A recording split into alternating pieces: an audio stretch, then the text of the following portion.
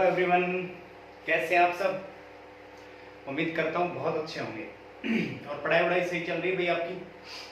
दोस्तों, मैं राज चौधरी और फिर से आपका स्वागत करता हूँ अभिराज कोचिंग सेंटर के यूट्यूब चैनल पर। आपका बहुत बहुत आभार और अभिनंदन व्यक्त करता हूँ।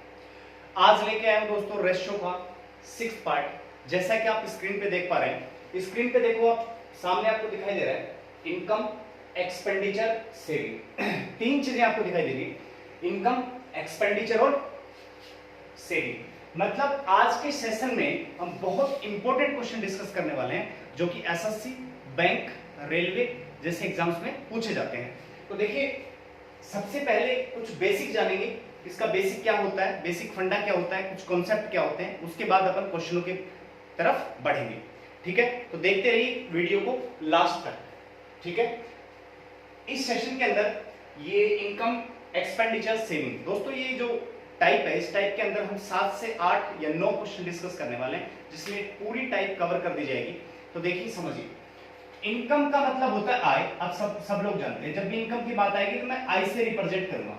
अगर एक्सपेंडिचर की बात आएगी तो एक्सपेंडिचर का मतलब होता है दोस्तों खर्च, और खर्च मैं ई से रिप्रेजेंट करूंगा। और सेविंग का मतलब होता है बचत, मतलब मैं एस से रिप्रेजेंट करूंगा। ठीक है, अब नीचे ये फॉर्मूला लिखा हुआ है। फॉर्मूला तो क्या है, बहुत नॉर्मल सी बात है, बहुत जनरल सी बात है ये कि इनकम क्या होता है कि भाई जितना आप खर्च करते हो और जितना आप बचाते हो, वही होता है आपका इनकम, है ना। इनकम मतलब एक्सपेंडिचर प्लस सेविंग, मतलब आय का मतलब हुआ खर्च प्लस बचत। मतलब कितना आपने, मान लीजिए 14,000 रुपए आपकी इनकम है, या मान लीजिए 20,000 रुपए आपकी इनकम है, 20,000 में से आप 10,000 खर्च करते हो, 10,000 बचाते हो, तो टोटल 20,000 हो जाएगी, है ना। ये आज का रेशियो का पार्ट 6 है। और नीचे जो लिखा हुआ है अभिराज कोचिंग सेंटर का ऐप है दोस्तों, आप प्ले स्टोर पे जाएं और प्ले स्टोर से टाइप करें अभिराज कोचिंग सेंटर। जैसे ही ओपन करेंगे उसमें आपका नाम, email ID, phone number type करके इंस्टॉल कर लीजिए, डाउनलोड कर लीजिए। जो भी चैप्टर हम पढ़ा रहे हैं, जैसे मैथ्स का रेशियो चैप्टर चल रहा है, उसकी पीडीएफ फाइल आप वहां पे मिल जाएगी, उसको आप प्रैक्टिस के लिए सोल्व करते रहिए। और साइंस और रीजनिंग की क्लास भी हम आगे लगाएंगे, तो उसमें पीडीएफ फाइल उसमें हम ऐड करते जाएंगे। तो हमारी जो ऐप है कोचिंग के, अभिराज कोचिंग क्लासेस को जरूर आप डाउनलोड करें, ताकि आपको ज्यादा से ज्यादा फायदा मिल सके। चलिए दोस्तों, आज के सेशन में देखते हैं आज के सेशन का पहला क्वेश्चन क्या है। मेरे प्यारे भाइयों, आज के सेशन का पहला क्वेश्चन सामने लिखा हुआ है। पहला सवाल बहुत जीरो लेवल से सवाल स्टार्ट करूंगा इस टाइप को मैं, और बिल्कुल इसके टफ से टफ क्वेश्चन हम यहाँ डील करेंगे। तो देखो, सबसे पहले क्या लिखा हुआ है कि एक आदमी अपनी आय का 80% खर्च करता है। तो देखो, इस क्वेश्चन को डील करने से पहले मैं आपको छोटी छोटी चीजें समझा देता हूं। जैसे मान लीजिए मैंने बोला कि 20%, इस क्वेश्चन से हटके कुछ कॉन्सेप्ट मैं आपको समझा देता हूं। उस कॉन्सेप्ट को आप जरा ध्यान से समझो, क्योंकि ये कॉन्सेप्ट आपको समझ में आएगा तभी ये टाइप आपको क्लियरली रूप से समझ में आएगी। देखो, 20% क्या होता है भाई। 20% अगर 20 में अगर मैं 100 का भाग दूंगा, 20 में परसेंटेज हटाओ तो 100 का भाग दोगे, 20 से कम 20, 20 पंजे 100, 1/5।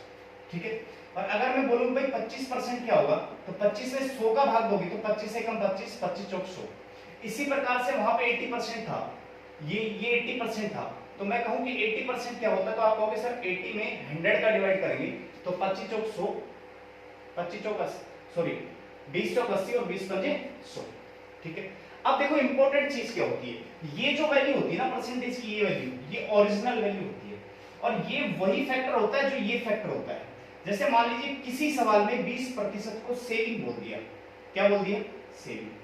तो आप मुझे बताओ, किसी भी चीज में सेविंग या खर्च कब होगा। सेविंग या खर्च मेरे प्यारे भाइयों तभी होगा जब आपकी इनकम होगी। मतलब चाहे सेविंग की बात करो चाहे खर्च की बात करो, ये दोनों की दोनों चीजें इनकम पे डिपेंड करती हैं। इसका मतलब नीचे वाला जो फैक्टर है वो इनकम है ना, ये फिक्स है। चाहे ये सेविंग हो चाहे ये एक्सपेंडिचर हो, नीचे वाला से इनकम ही रहेगा। अगर ये सेविंग है तो आप इसको बोल दोगे ये सेविंग है। ठीक, सपोज दैट इसको मैं बोल देता हूं ये एक्सपेंडिचर है ना। एक्सपेंडिचर मतलब ये खर्च है, तो आप बोलोगे सही, चाहे सर ये एक्सपेंडिचर हो और चाहे सर ये सेविंग हो, क्योंकि एक्सपेंडिचर और सेविंग तभी पॉसिबल है जब आपकी इनकम है, क्योंकि दोनों के दोनों फैक्टर इनकम पे डिपेंड करते हैं। इसलिए नीचे वाले फैक्टर को मैं बोल देता हूं इनकम। और अगर मैंने क्या कहा, ऊपर वाला वही होता है जो ये होता है। अगर मान लीजिए एक्सपेंडिचर है तो इसको भी क्या बोलोगे, इसको भी आप एक्सपेंडिचर ही बोलोगे। ये कॉन्सेप्ट है, छोटी छोटी बातें हैं जो पूरे अर्थमेटिक में काम आएगी, आप ध्यान से समझ लो। देखो, अब यहां से क्या रिजल्ट निकल के आता है, आप 5 रुपए कमाते हो, 5 में से कितनी सेविंग है? 1 रुपए। तो भैया खर्च कितना कर दिया? 4 रुपए। इस फैक्टर की बात करें कि 4 रुपए इनकम, 1 रुपए आपने खर्च किया, तो सेविंग कितनी है? 3 रुपए। अगर इस 80% की बात करें, क्योंकि 80% तो खर्च था, एक्सपेंडिचर था, और मैंने कहा चाहिए खर्च हो और चाहिए सेविंग हो, क्योंकि खर्च और सेविंग दोनों की दोनों ही किस पे डिपेंड करते हैं? इनकम पे। और ये वाला फैक्टर वही होता है जो ये होता है, ये खर्च है तो मतलब ये एक्सपेंडिचर। तो आप बोलते हो कि सर 5 रुपए अगर इनकम है तो 4 रुपए खर्च है, और 5 रुपए में से अगर 4 रुपए खर्च कर रहा हूं मैं, तो सेविंग आपकी इस केस में कितनी बन जाएगी? 1 बन जाएगी। क्लियर है चीज? तो चलिए, उम्मीद करता हूं कि समझ में आ गया होगा। इस क्वेश्चन को डील करते हैं कि सवाल किस प्रकार से किया जाएगा। ध्यान से समझना। देखो, मैंने जो इस टाइप का नाम लिखा है, इस टाइप का नाम था इनकम, एक्सपेंडिचर, और भाइयों आपका ये क्या हो गया? सेविंग। ठीक है दोस्तों, इससे भी हो गया। अब जैसे सवाल करा वैसे सवाल चलते रहो, इजीली क्वेश्चन सोल्व हो जाएगा। अब देखो, सबसे पहले फैक्टर में उसने कहा कि 80% खर्च है, 80% एक्सपेंडिचर है। 80% का मतलब हुआ 4/5। तो ये तो आपकी होगी इनकम, ये आपका हो गया एक्सपेंडिचर। तो आप बोल दोगे सर इनकम तो 5, एक्सपेंडिचर 4, अगर 5 में से 4 रुपए खर्च करूंगा तो सर ऑब्वियसली 1 ही बचेगा। सही बात है। बस आगे कह रहा है, यदि उसकी आय को 35% बढ़ा दिया जाए, इस वाली आय को 35% बढ़ाने का मतलब है 35% से गुना कर दो। ठीक है। और उसको खर्च को 37.5% बढ़ा दिया जाए, इस खर्च को 37.5 37.5% इंक्रीज कर दिया जाए, मतलब इस खर्च को इससे मल्टीप्लाई कर लो, तो उसकी बचत में क्या परिवर्तन होगा? उसकी सेविंग में क्या इफेक्ट होगा? उसकी सेविंग बढ़ेगी या घटेगी? ये आपसे पूछ रहा है, सेविंग फैक्टर के बारे में पूछ रहा है। सेविंग का मतलब x से मल्टीप्लाई कर लो, बस आंसर आ जाएगा यहाँ से। देखो 5 5 25, 5 या 15, 16 17, 175%। यहाँ से 4 5 20, 4 7 28, 2 30, 4 12, 13 14, 140। सही है। और यहाँ से x को 1 से गुना करोगे तो x, और ये माइनस हो जाएगा। ठीक है ना, क्योंकि सेविंग कब आएगी? जब इनकम में से खर्च घटाओगे तभी तो क्या बचेगी? सेविंग बचेगी। तो यहाँ से x की वैल्यू इजीली आ जाएगी। कितनी आ जाएगी? 140। आप घटा दोगे कितना आ जाएगा? यहाँ से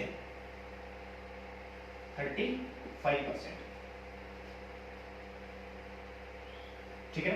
तो इस सवाल का आंसर क्या होगा? 35%। सेविंग के बारे में पूछ रहा था, सेविंग कितना था? x को 1 से गुना तो x था, तो x की वैल्यू पूछ रहा था, x की वैल्यू कितनी आएगी? 35%।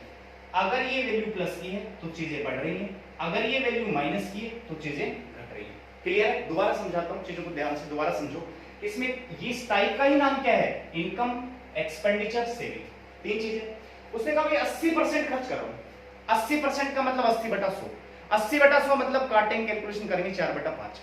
अब ये हुआ इनकम और ये हुआ खर्च। मतलब यार सीधी सी बात है, 5 रुपए आपकी इनकम है, 4 रुपए आपका खर्च है, तो सेविंग कितना है? 1 है। क्लियर है? अब आगे कह रहा है, यदि उसकी आय को 35% बढ़ा दिया जाए, इसको 35% बढ़ा दो, 35%। ठीक। आगे कह रहा है उसके खर्च को 37.5%, इस खर्च को 37.5%, मतलब 37.5 से गुणा कर दो। अरे हाँ है ना, ये 150 आएगा, सॉरी 150। ठीक है, तो यहां से कितना आ जाएगा? 25%। क्लियर है ना? ये कैलकुलेशन छोटी मोटी आप भी देख सकते हो, कोई बड़ी बात नहीं है। और सेविंग के बारे में पूछ रहा है, सेविंग का 1 से गुणा कर दिया, तो यहां कितना आ गया आपका आंसर? 25%। उम्मीद करता हूं आपको समझ में आ गया होगा। इसी के बेहद पे 2 क्वेश्चन और डिस्कस करेंगे, और आप उन क्वेश्चनों को खुद डील करने की कोशिश करना, मैं तो करवाऊंगा ही करवाऊंगा।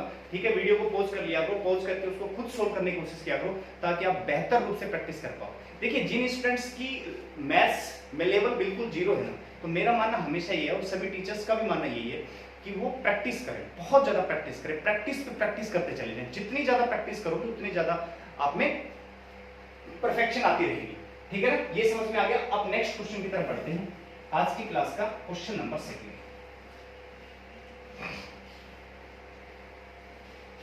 ये था सवाल नंबर 1। आज की क्लास का क्वेश्चन नंबर 2 पढ़िए और फटाफट आंसर दीजिए। मुझे फटाफट आंसर क्या आएगा? देखो क्या आएगा। सबसे पहले फैक्टर, यदि व्यक्ति अपनी आय का इतना परसेंट खर्च करता है। अब आपको यहां दिक्कत है कि 7.5% का मतलब क्या होता है ना, तो जिनकी मैथ्स बिल्कुल जीरो है, जो 8 लेवल से, उनको ये दिक्कत है। कोई बात नहीं यार, इसको आराम से देखो, ऑप्शन दिए हुए हैं, 3% है या 5% है या 7% है या नन ऑफ दीज है, इनमें से कोई नहीं है। तो पहले यही सोल्व कर लेते हैं कि 87.5% का मतलब क्या। मैंने क्या कहा, परसेंटेज हटाए तो नीचे क्या आएगा? 100। और पॉइंट के बाद, एक अंक के बाद पॉइंट है तो 1 0। अगर 2 अंक के बाद पॉइंट होता तो 2 0, है ना? 25 से काट लेंगे, 25 से काटोगे, कैलकुलेशन करोगे, काटापीटी आप कर लेना, कितना आ जाएगा 7/8 आ जाएगा, ठीक है ना, 7/8। अच्छा ये बात क्या है, ये 80 से ये क्या था 87.5%, ये क्या था खर्च था, खर्च मतलब एक्सपेंडिचर था, है ना। तो मैंने क्या कहा, चाहिए एक्सपेंडिचर रहे चाहिए सेविंग रहे, नीचे वाला फिक्स है कि इनकम ही रहेगा, ऊपर वाला वो रहता है जो ये रहता है, ये एक्सपेंडिचर है तो आप बोलोगे एक्सपेंडिचर। इतनी बात समझ में आ गई, उसको 25 से काट लेना, बाद में 5 से काट लेना, ठीक है ना। अब यहाँ पे वही 3 फैक्टर, इनकम और भैया आपका एक्सपेंडिचर और आपका ये बात सेविंग। तो इनकम कितनी है 8, एक्सपेंडिचर कितना है 7, सेविंग कितनी करता है 1।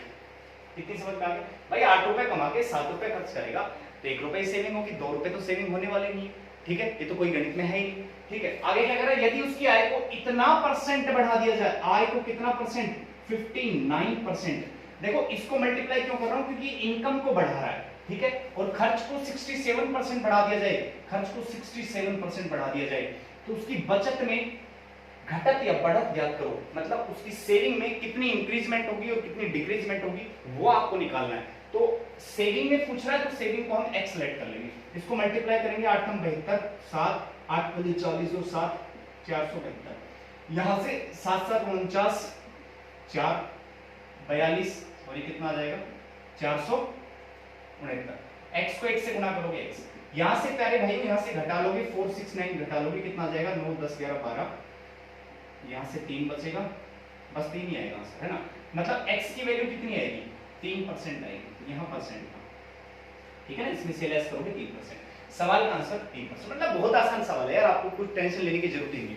अब आज के सेशन में चलता हूं मैं क्वेश्चन नंबर 3 पर, और क्वेश्चन नंबर 3 वही मैं बार बार दोबारा रिपीट कर रहा हूं, वीडियो को पॉज करना और इसी टाइप का क्वेश्चन उसको सोल्व करना। जल्दी से आ जाओ क्वेश्चन नंबर 3, आज की क्लास का क्वेश्चन नंबर 3, सवाल नंबर 3।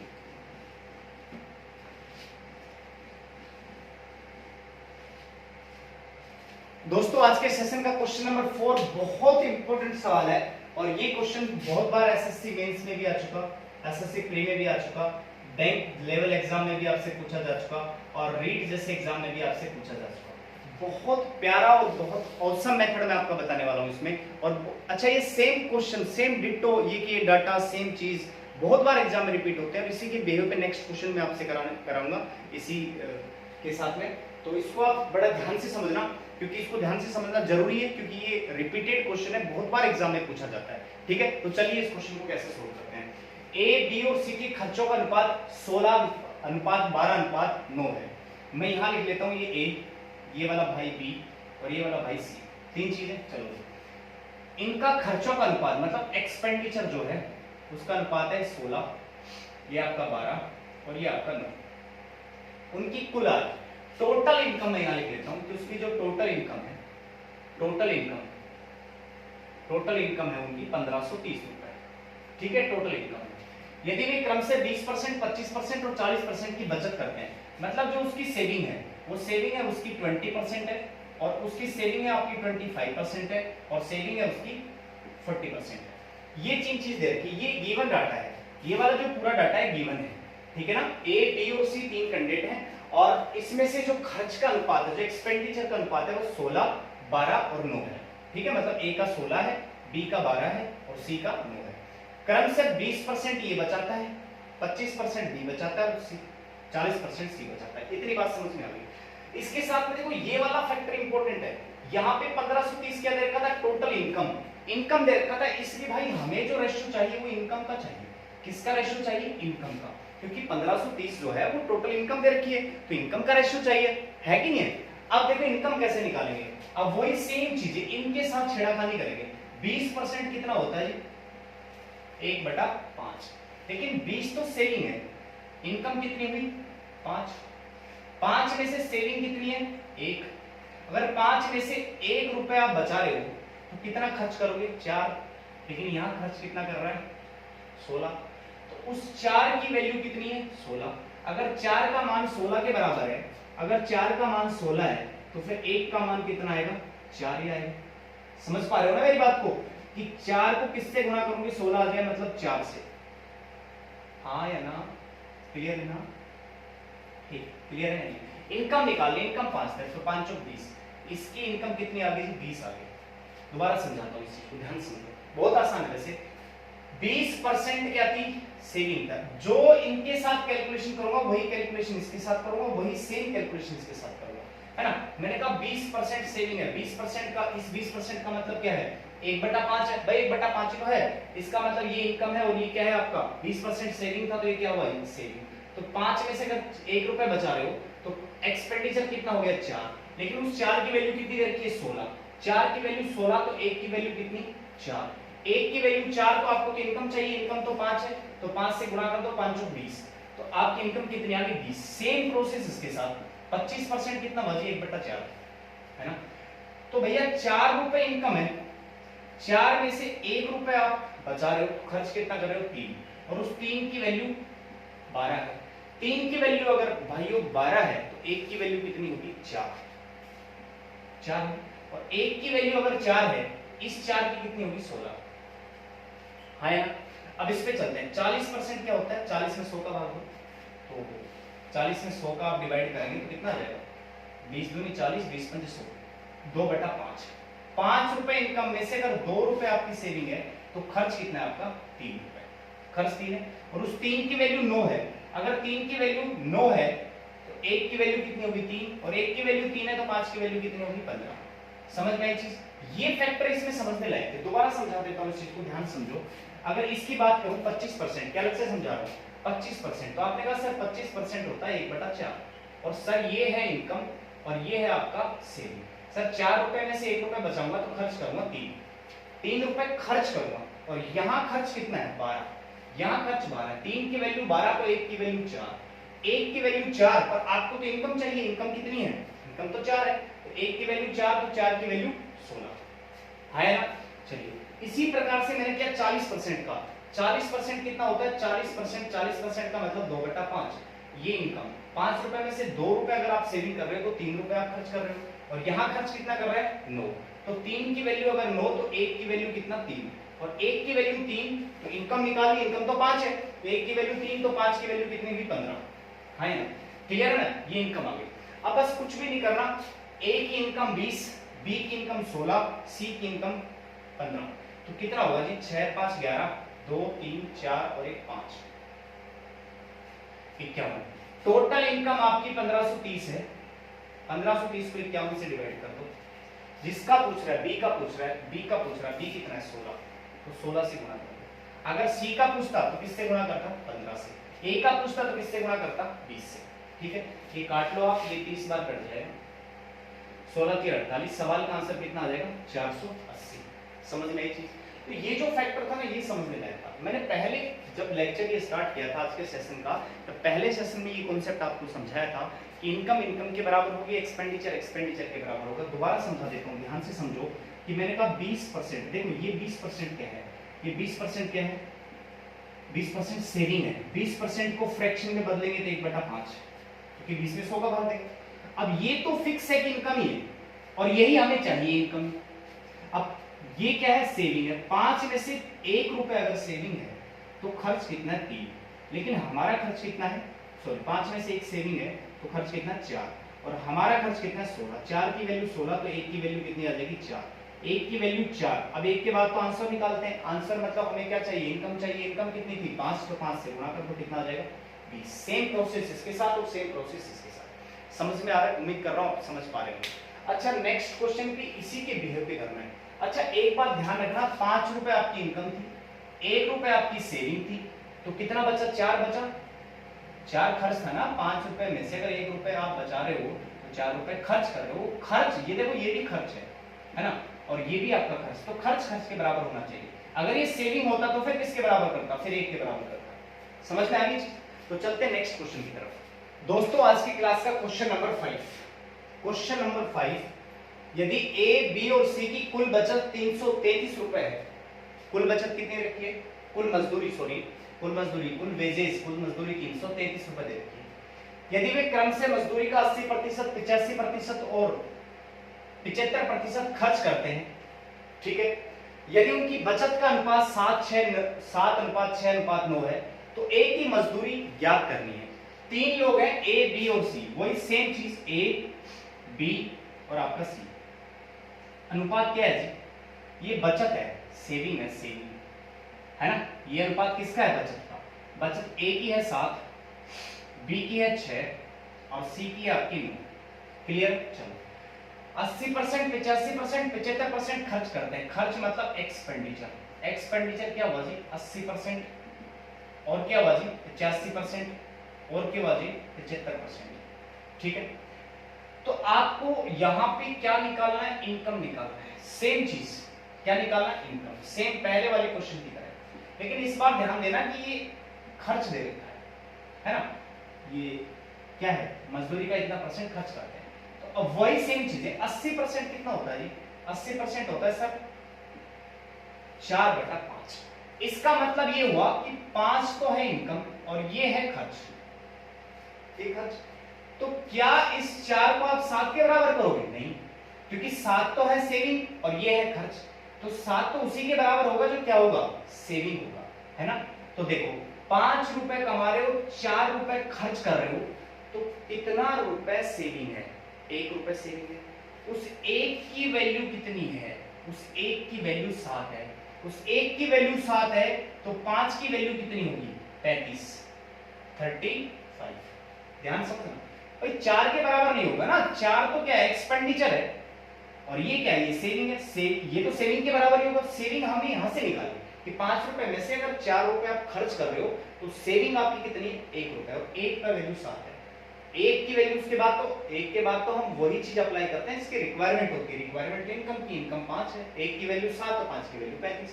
अच्छा यहां चलते हैं। 85% का क्या मतलब है? 85% का, 85 का प्रतिशत आप हटाओगे तो नॉर्मली 85 में किसका भाग दोगे? 100 का, है ना। तो ये काटो, आप किससे काटोगे? 25 से तो डायरेक्ट कटेगा, 5 से काट लेते हैं। 5 एकम 5, 5 सत्ते 35 और ये 5 दूनी 10, 17/20। ये आपका 17/20 आ गया, 17/20। लेकिन याद रखना ये आपकी इनकम है और ये आपका क्या है? ये एक्सपेंडिचर है। तो क्या आप 17 को इसके बराबर करोगे? नहीं, क्योंकि ये तो क्या है? ये सेविंग है और ये क्या है? खर्च है। क्योंकि ये वाली चीज सेविंग है तो सेविंग के बराबर ही होगी, है ना। तो 20 रुपए में से अगर आप 17 रुपए घटाओगे, क्योंकि 20 रुपए आप कमा रहे हो और 17 रुपए एक्सपेंडिचर है, मतलब खर्च है, ई है ये ई। ठीक है, 20 रुपए में से अगर 17 रुपए खर्च कर रहे हो तो कितना बचा रहे हो जी? 3 रुपए, और उस 3 की वैल्यू कितनी है? 6। अब आप समझदार हो कि 3 अगर 6 के बराबर है तो 1 किसके बराबर होगा? 2 के, और 1 अगर 2 के बराबर है तो फिर 20 किसके बराबर होगा? 40 के। क्लियर है यहां तक?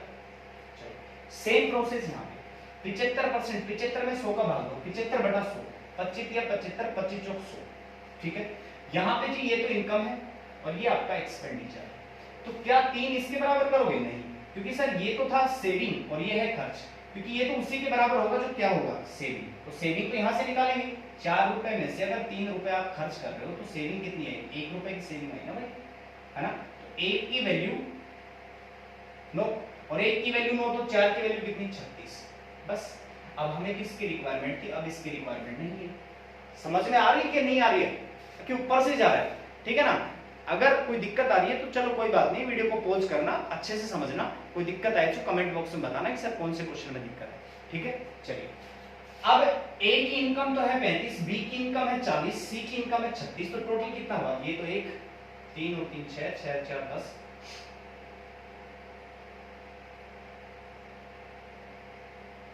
10 और 1 11, 111। लेकिन टोटल कितना था? 333। टोटल मजदूरी कितनी थी? 333 थी ना भाई टोटल मजदूरी। और यहां तक टोटल कितना? 111। ठीक, और आपको निकालना क्या है? ए की मजदूरी।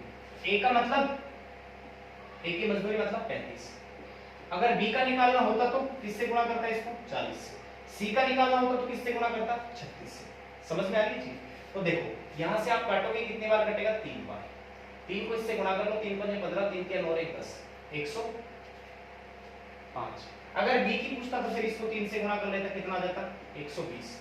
अगर सी की पूछता तो फिर मैं 36 को 3 से गुणा कर लेता, आ जाता आंसर। समझ में आई? तो ये दोनों पैटर्न एक जैसे थे। क्वेश्चनों को जरूर आप करके जाना, क्योंकि एग्जाम में पक्का 100%, 99% आने की इनकी संभावना रहती है। और जब भी आते हैं क्वेश्चन, चलो ये तो मैंने थोड़ा ये डाटा चेंज करके बताया, ज्यादा से ज्यादा क्या करेगा? डाटा चेंज कर देगा, इससे ज्यादा कुछ नहीं है, पैटर्न सेम रहेगा। तो चलिए अब बढ़ता हूं मैं आज की क्लास के क्वेश्चन नंबर 6 की तरफ। दोस्तों आज की क्लास का क्वेश्चन नंबर 6 बहुत इंपॉर्टेंट है। क्वेश्चन नंबर 6 की बात करें, जब भी ये सवाल एग्जाम में आता है तो आप लोगों की गलत करने की संभावना ज्यादा होती है, और इस सवाल को आप ध्यानपूर्वक समझेंगे, ठीक है, बहुत ध्यान से समझना, ताकि आने वाले एग्जाम में जब भी ये सवाल आए तो आपकी गलत होने की संभावना बिल्कुल ना रहे।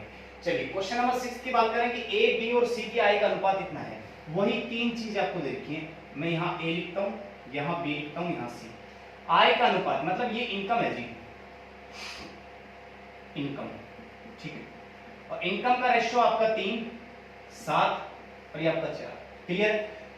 खर्च का रेशियो, खर्च मतलब एक्सपेंडिचर, खर्च का रेशियो है 4, 3, 5। इतनी बात समझ में आ गई?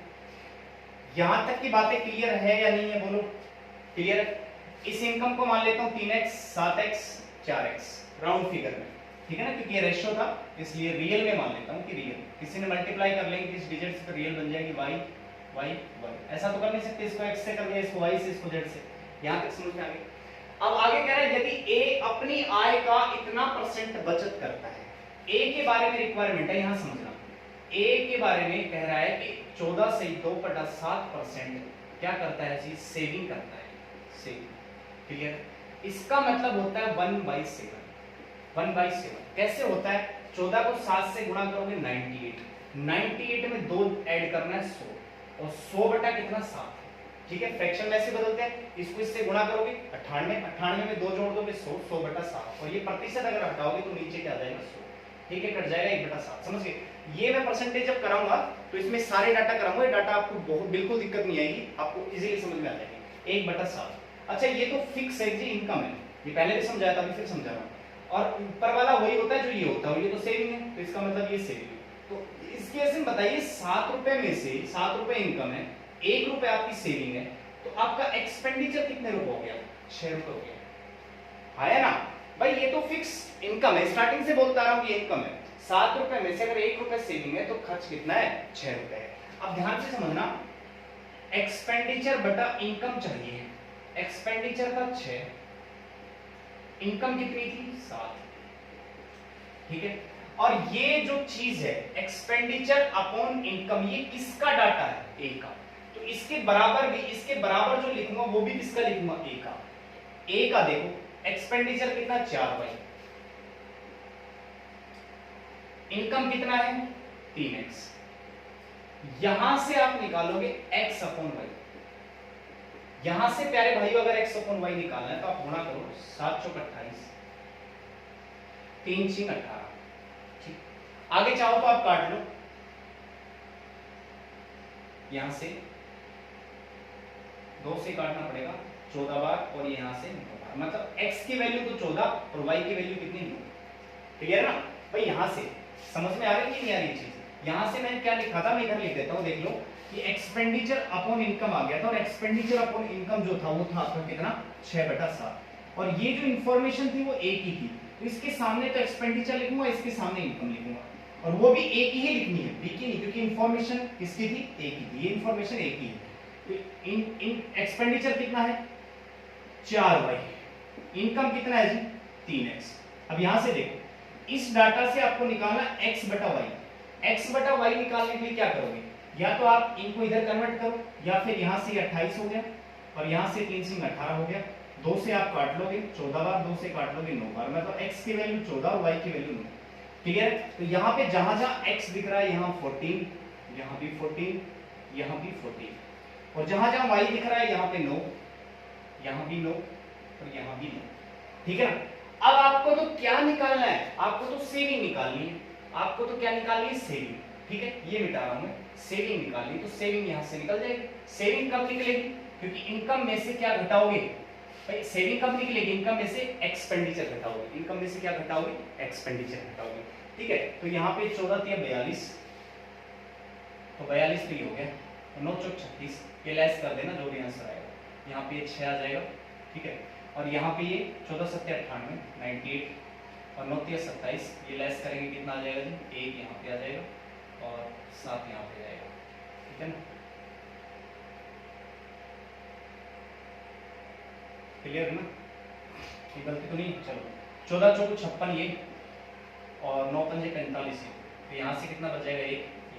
तो सवाल का सेविंग किसका अनुपात, सेविंग का, तो सेविंग का अनुपात 6 अनुपात 71 अनुपात 11 आ जाएगा, 6, 71 और 11। ठीक है, समझ में आई चीज? दोबारा समझाता हूं कि ए की इनकम का रेशियो 3x 7x 4x, क्योंकि 3 अनुपात 7 अनुपात 4 था। खर्च का अनुपात 4 अनुपात 3 अनुपात 5 है, तो y y मान लिया, इनको x इससे गुणा कर दिया। अब आपको x की वैल्यू चाहिए y की, और x और y की वैल्यू मिलेगी इस वाली कंडीशन से, यदि a अपनी आय का इतना परसेंट बचाता है, इतना परसेंट जो बचा रहा है वो सिर्फ a बचा रहा है, not B not C only a, और a के बारे में रिक्वायरमेंट तो आप इस पे a पे ही विचार करना। अच्छा, a के बारे में दे रखा है कि जो a है वो 14 से 2/7% सेविंग करता है, और इसका मतलब होता है 1/7। नीचे वाला फिक्स है, सेविंग है, ऊपर नीचे वाला सॉरी फिक्स है, इनकम है, पहले से बता रहा हूं, नीचे वाला इनकम है, ऊपर वाला सेविंग है। 7 रुपए में से अगर 1 रुपए सेविंग है तो खर्च कितना होगा, 6। यहां समझ में आ गया? अब आपको रेशियो चाहिए इनकम एक्सपेंडिचर बटा इनकम का, खर्च बटा आय का, और वो भी खर्च बटा आय किसकी, सिर्फ एक ही, है ना? खर्च कितना 6, इनकम कितनी 7, 6/7। तो ये भी इंफॉर्मेशन जो है ये एक ही है, यहां भी एक्सपेंडिचर लिखना पड़ेगा, यहां भी इनकम। तो देखो ए के एक्सपेंडिचर कितना था 4y, इनकम कितनी 3x, यहां से आपने xy निकाल लिया, 7 × 28 ये 318 ये, यहां से देखा कि x की वैल्यू 14 और y की वैल्यू 9, जहां x दिख रहा है 14 रख दिया, y दिख रहा है 9 रख दिया। आपको सेविंग पूछ रहा था, सेविंग होती इनकम में से एक्सपेंडिचर घटा दो, मतलब इसमें से ये घटा दो, इसमें से ये घटा दो, इसमें से ये घटा दो, सवाल का आंसर हो जाएगा 6 अनुपात 71 अनुपात 11। उम्मीद कर रहा हूं आपको बहुत समझ में आ रहा होगा ये सवाल, और इसको समझने के बाद में वीडियो पॉज करके कॉपी पे नोट डाउन करो, इसको 2 बार प्रैक्टिस करो। इसी के बेहद पे अगला क्वेश्चन दोस्तों मैं लेने जा रहा हूं, ध्यान से देखो, आज की क्लास का क्वेश्चन नंबर 7। आज की क्लास का क्वेश्चन नंबर 7 क्या है, ध्यान से समझो। सेम पैटर्न है जैसा क्वेश्चन नंबर 6 था मेरे प्यारे भाइयों, सेम वैसा ही सवाल है, आप धड़ाके से करके बता दो, बिल्कुल कोई जहरीला सवाल नहीं है, बहुत आसान सवाल है। वही सेम चीज लिखनी है, ए आपका बी आपका सी। आय का अनुपात दे रखा है इनकम, इनकम का अनुपात है 7, 9 ये आपका 12, क्लियर? और ये खर्च का अनुपात है, खर्च मतलब एक्सपेंडिचर, खर्च का अनुपात आपका दे रखा है 8, 9 और आपका कितना दे रखा है 15। और आगे इंफॉर्मेशन पहले भी ए का दे रहा था, पहले क्या था परसेंटेज में दे दिया था कि 14 से 2/7%, 14:2/7%, लेकिन अब दे दिया आपको फ्रैक्शन।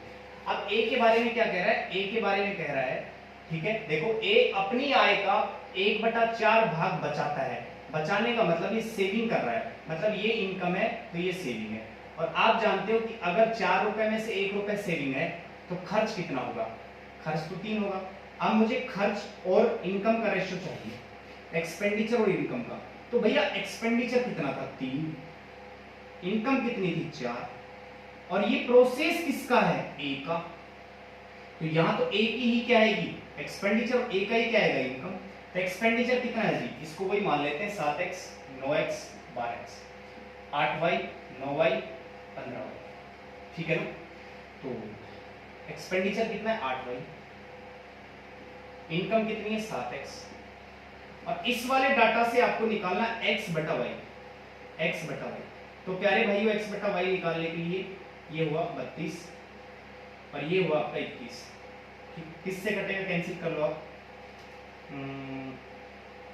4 से 7 से कटेगा, 7 के 21, ये 7 से नहीं कटेगा ना, 8 से भी नहीं कटेगा, चलो नहीं कट रहा कोई बात नहीं। x की वैल्यू 32 है और y की वैल्यू 21 है, x जहां दिख रहा है वहां लिख दो 32, यहां भी x है 32 और यहां भी x है 32, y की वैल्यू 21 है तो यहां रख दो 21 21, यहां भी रख दो 21 और यहां भी रख दो 21, ठीक है।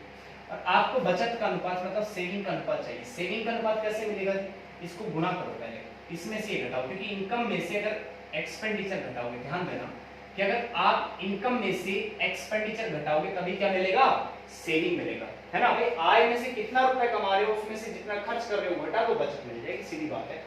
तो देखो ये कितना आया आपका 7 दूनी 14, 7 के 21 और 1 22, ये 8 एकम 8, 8 दूनी 16, ठीक। अब ये लेस करोगे कितना आएगा, यहां से 6, 1 बचेगा 5, 56 आ गया। सेम इसी प्रकार से इसको इससे गुणा करना है, ठीक है, जो भी आएगा, जैसे 9 दूनी 18, 9 तिया 27 और 1 28, इसमें से लेस करना ये वाली चीज, 9 एक कम 9, 9 दूनी 18। ठीक है, यहाँ भी कुछ आ जाएगा, इसी तरीके से ये करना तो सवाल का आंसर आ जाएगा। समझ में उसी की बिहेवियर पे क्वेश्चन था, सेम पैटर्न का, बस वहां पे था 14 से 2/7% और यहाँ पे 1/4। ठीक है, उम्मीद करता हूँ आगे इस रेशो को आप निकाल लोगे। तो अब चलता हूँ मैं आज की क्लास से क्वेश्चन नंबर 8 की तरफ। दोस्तों ये हुआ दोस्तों आज की क्लास का क्वेश्चन नंबर 8 आपके सामने स्क्रीन पे है, और ये सवाल आपको होमवर्क के लिए है। क्वेश्चन रीड करके बता देता हूं मैं। मेरी आय 20,000 रुपए है, मैंने उसमें से 80% खर्च कर दिए। जब मेरी आय 20% और बढ़ गई तो मैंने 500 रुपए और अधिक खर्च कर दिए, तो बचत में वृद्धि या कमी प्रतिशत बताना है कि उसमें इंक्रीजमेंट होता है या डिक्रीजमेंट बताता है। कि सवाल का आंसर 25% है या 20% है या 12% है या नन ऑफ दीज, उपरोक्त में से कोई भी नहीं है। इन चार ऑप्शन में ए ऑप्शन आपका है या बी है या सी है या डी है, कमेंट बॉक्स में बताइएगा।